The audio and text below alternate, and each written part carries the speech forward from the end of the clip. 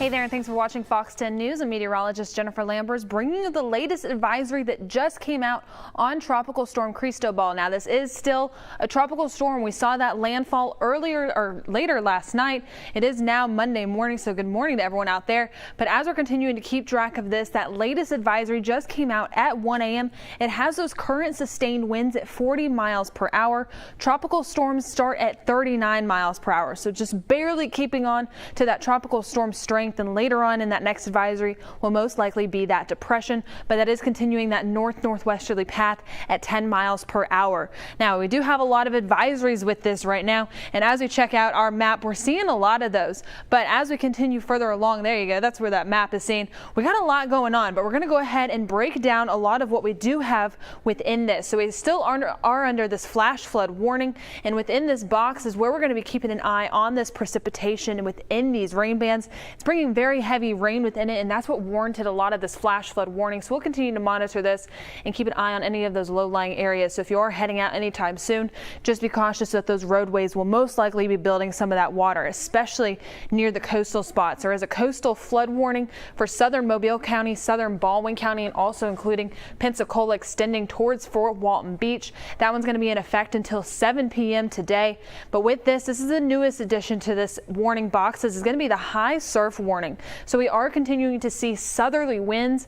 We are at low tide, but they're still expecting 3 feet possibly with that raising for these seas. And what we're seeing, especially in Mobile Bay. So causeway most likely going to be closed tomorrow morning. So go ahead and plan out your commute. You do need to leave a little bit early because that will most likely be closed with these southerly winds mixing with that high tide tomorrow morning.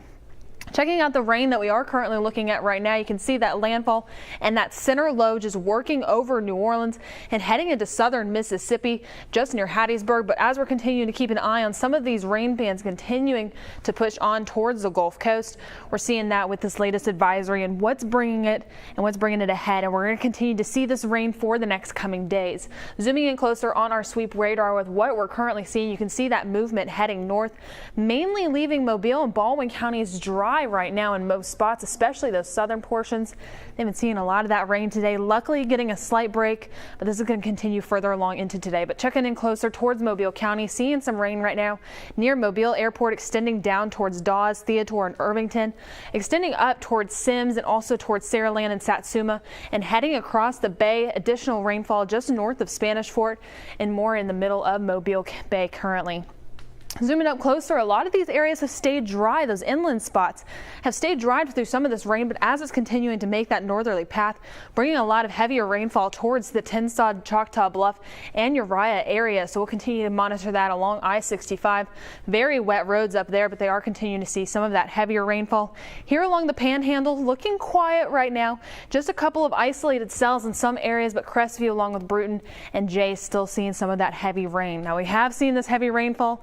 Checking out those precipitation amounts right now, southern Mobile County recording over 6 and 7 inches of rainfall. As we check out towards southern Baldwin County and the eastern shore, over 4 and 6 inches of rain.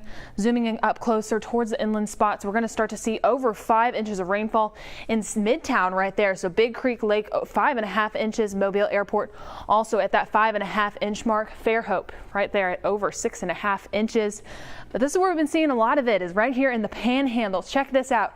Over 11 inches of rainfall just north of Fort Walton Beach, 8 inches right there in Fort Walton, and then just to the west of Crestview, getting over 9 inches of rain.